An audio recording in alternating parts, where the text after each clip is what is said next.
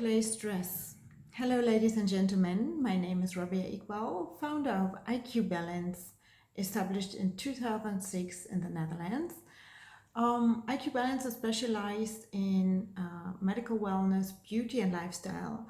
Today, I want to talk about workplace stress and a holistic approach to that.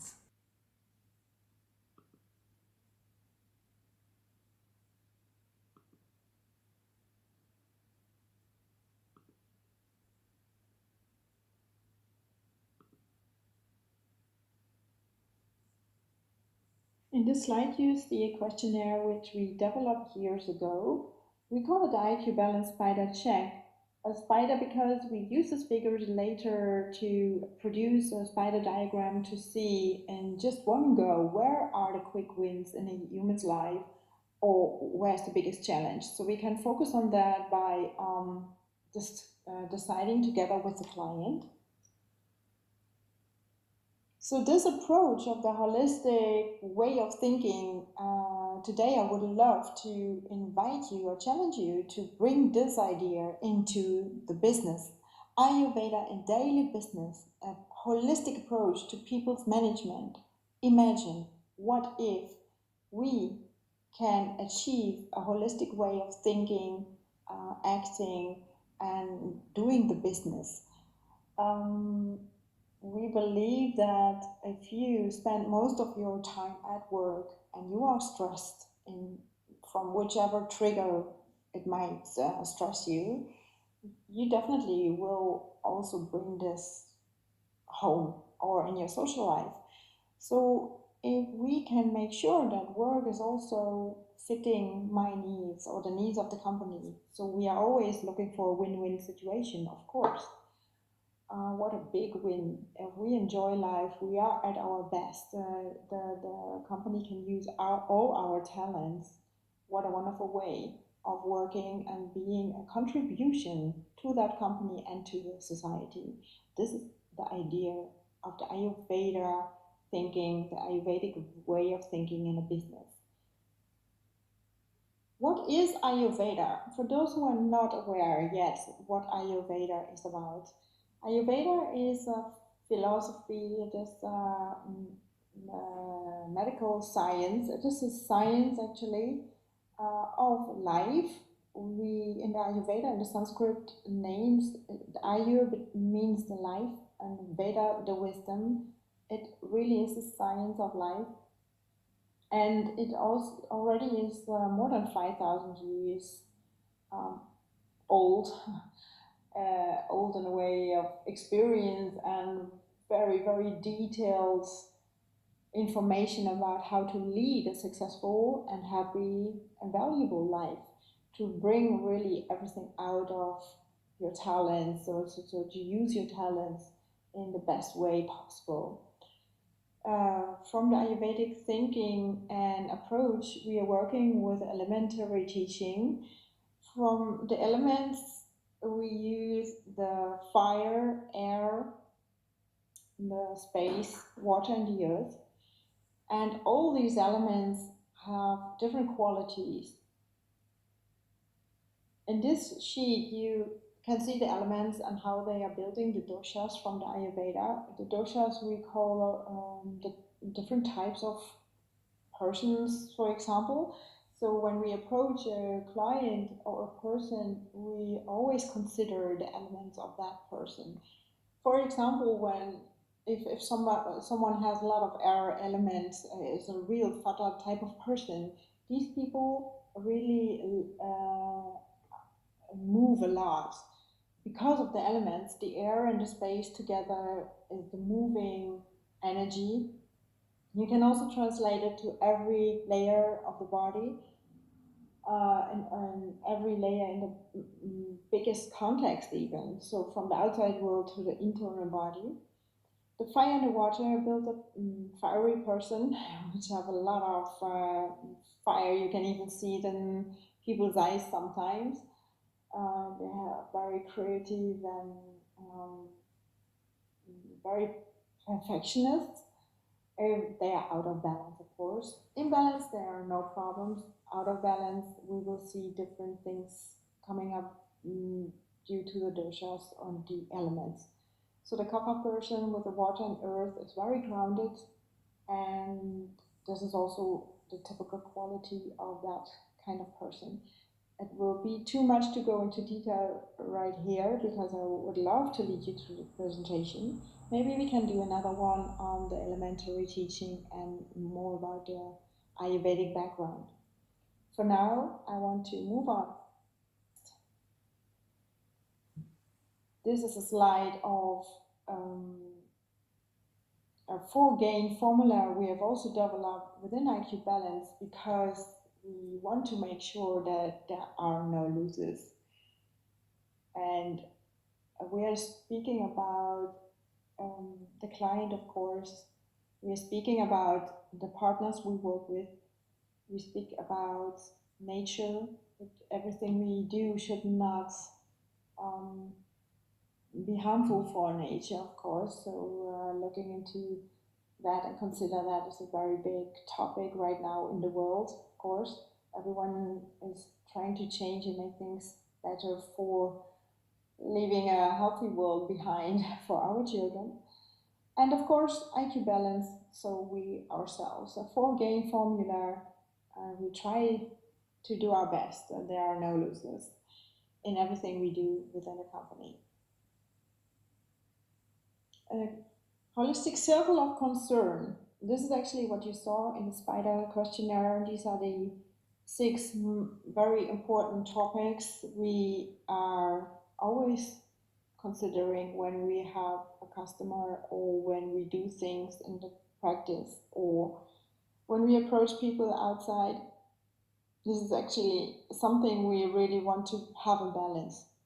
The mental, emotional, financial, spiritual, social, and physical elements of a human's life. This is what we call the circle of concern from the IQ Balance view or vision. Ayurveda and daily business. My challenge, or I would love to challenge you today to look beyond your profession, to just see how we can bring business and health together.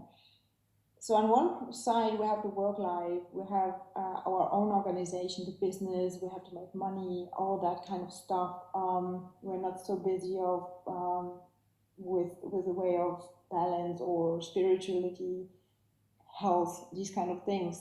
But yeah, there is a business that has to be done, of course, but we should bring health into that area. Ayurveda and allopathy, there's a difference from the both ways of healthcare.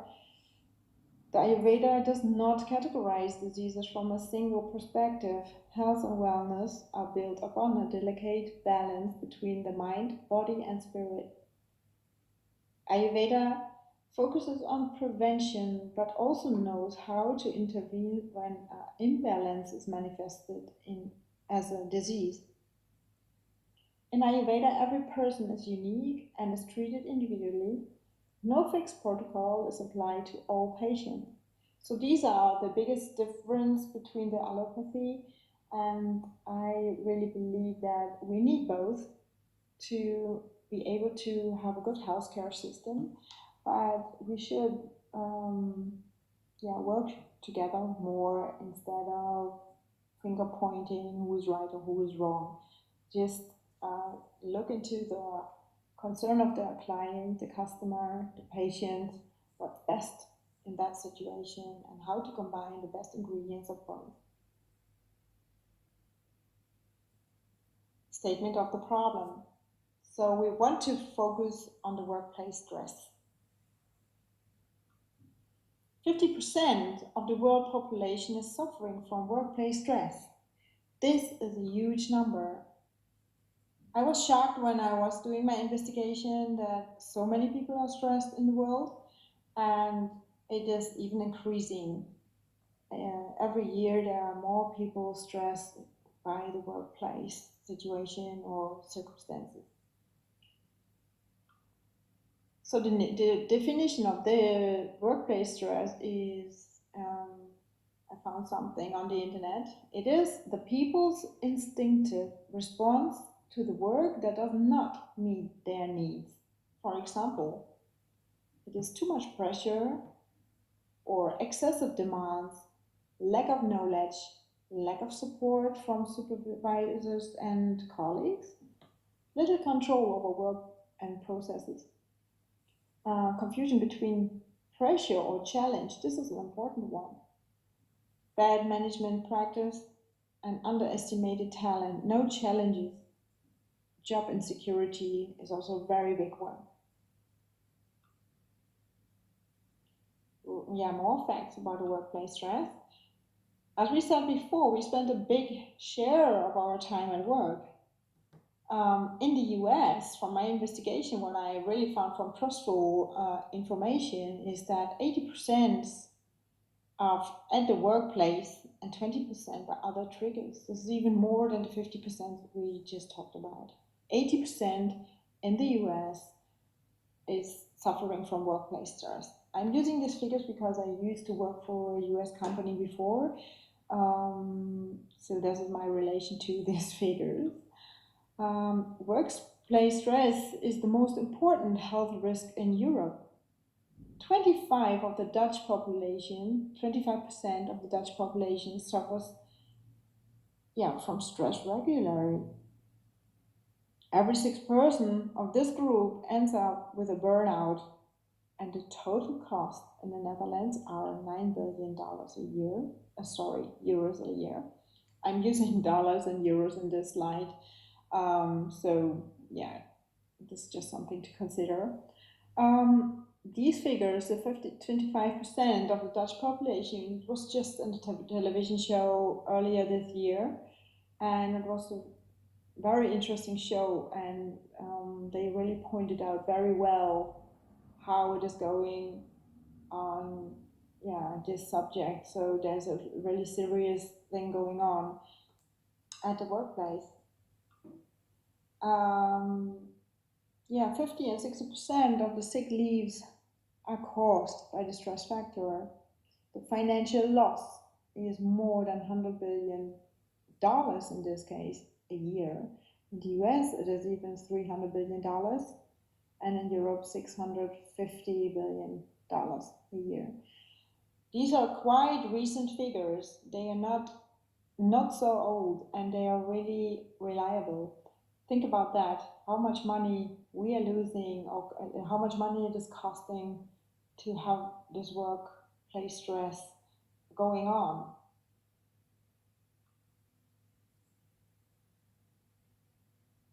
Here we have interesting statistics, which is showing how it is by country. As we saw before, the US is about 80%, and if you compare all these countries mentioned in this slide, you will see that the average is even more than 50%. The costs. The Global Wellness Institute had a very interesting investigation on this subject, a recent one, now recent in a way it was from 2016, and the numbers are even building up, so they will not be less in 2019, they will probably be even more. So you can see that how much money it costs to have the stress and the challenges of people in place.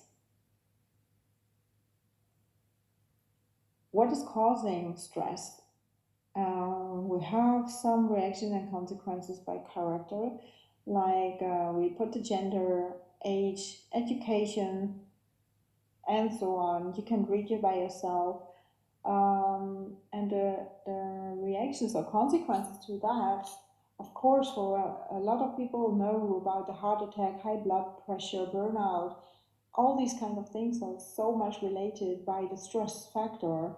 Also the behavior part, like start smoking and drinking, making mistakes, reporting sick, all these kind of things. Here's some more numbers for who are interested in numbers. which is just proving again how serious this problem is. And what is actually available for the employee on stress management or wellness programs? It is shocking. At least I was surprised by the low accessibility for people to have a good program in place to cover or tackle this issue. So North America is about 52%, but if you look at Africa, it's just 1%, and the Middle East and Africa, North Africa, 7%, Europe only 23%. So there's a lot work to do here. Holistic management, the approach. How can we make sure, how can we bring the holistic wisdom, the wisdom of a healthy, successful, and happy life? How can we bring that into the business? Well, I put some suggestions here. Like what we could do is to connect people from the source. We need to know the person in front of us. We need to get involved with people. We are working together with people. We are maybe working for people. So how can we not be interested in what's going on in their lives? We should get more involved in colleagues, in our employees, or in our customers.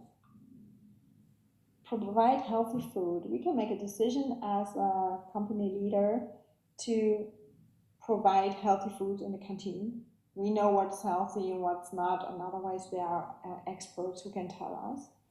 And this is a big one to prevent health issues. Get involved is what I just said, what matters to people, so we can work with that information and put the right things into place. Support counseling. There are so many experts on lifestyle, on health, on management aspects. So spend time and spend money in this because it will save you money at the end. And show that you care. There are different ways how you can show to your employees, your colleagues that you care. One of this is an example of the company chair massages, but there are so many more ways to show that you're caring. Trust and surrender. What do I mean by that? I believe from experience and trainings I had myself that if we trust and surrender more, especially as a leader, then this is where the magic begins. What I mean is that if you give more freedom to the people, then they will surprise you with um, things you could have not imagined. So trust and surrender more, and you will be surprised what people are capable of in a good sense.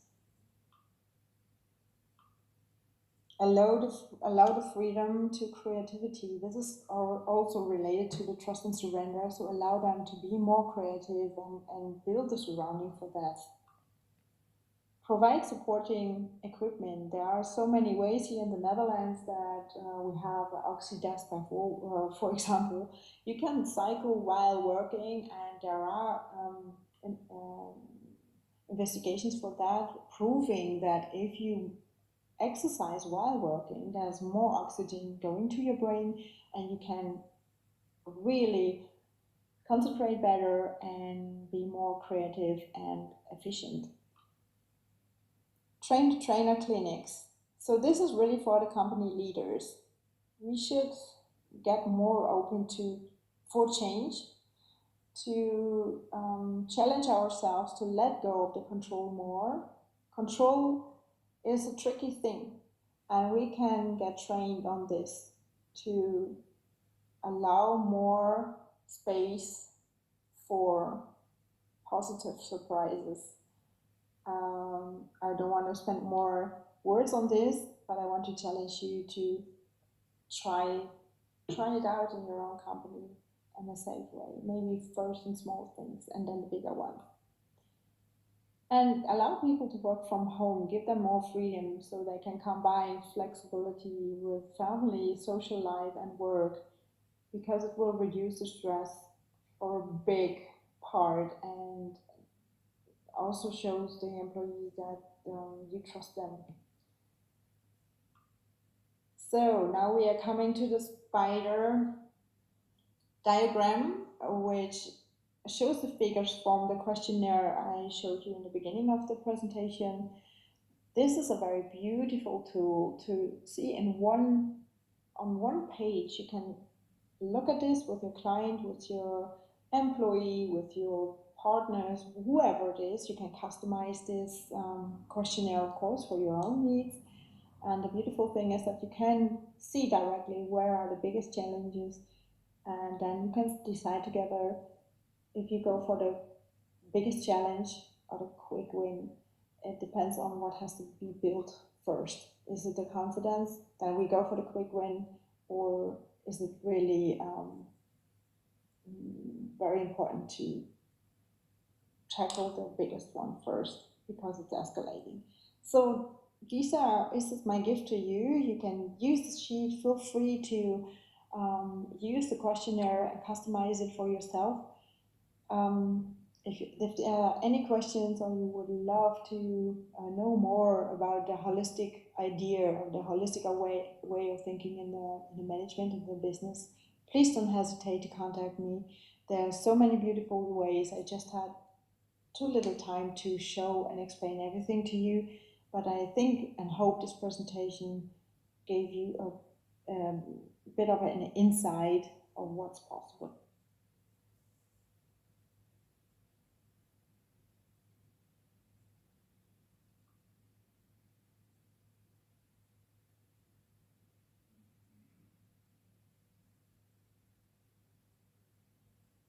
Thank you so much for watching, and I hope to see you back next time. Bye bye.